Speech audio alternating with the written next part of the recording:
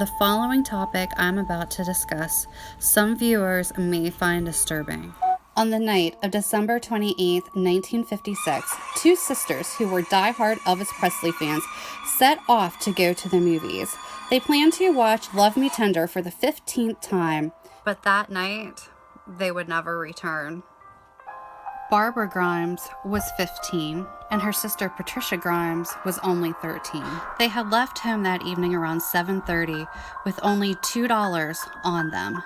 They were supposed to return home that evening around 11:45, but they never did. 3 weeks later, a construction worker found their bodies naked and frozen, dumped alongside of the road in the middle of nowhere. Their bodies were in a position that suggested that they were pushed out of a vehicle. Barbara had shallow stab wounds in her chest, but none were serious enough to be the cause of death. Now, this next piece of information is something to pay attention to.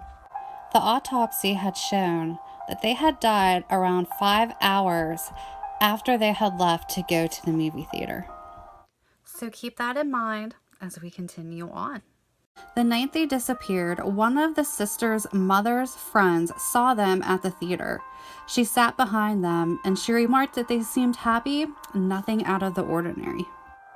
When the girls never showed up home, their mother grew worried. So she sent her two oldest children down to the bus stop where the girls would have gotten off at. They waited there until 2 a.m., but the two sisters never showed up.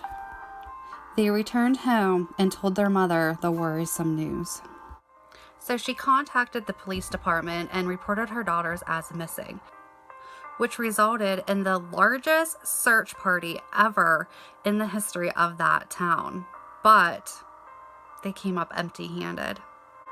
A week after the girls' disappearance, Patricia's classmate Sandra received several disturbing phone calls, and her mother answered one of the calls and swears it was the voice of Patricia. So now I'm going to remind you that the autopsy said that they had died 5 hours after they had left home that night to go to the movie theater.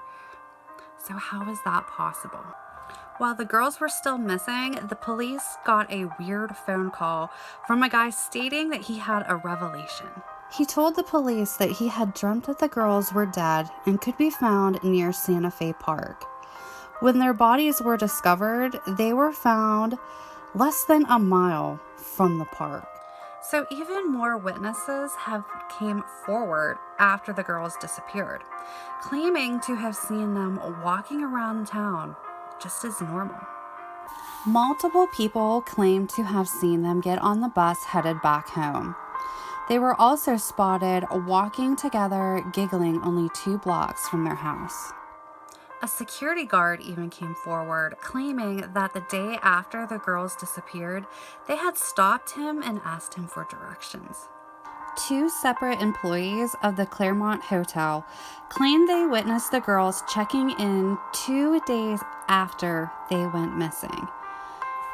So, of course, my favorite thing about this case is that there were numerous people coming forward after the girls had supposedly died 5 hours after they had left, but yet people are still seeing them. They're getting phone calls from them. And how is that possible?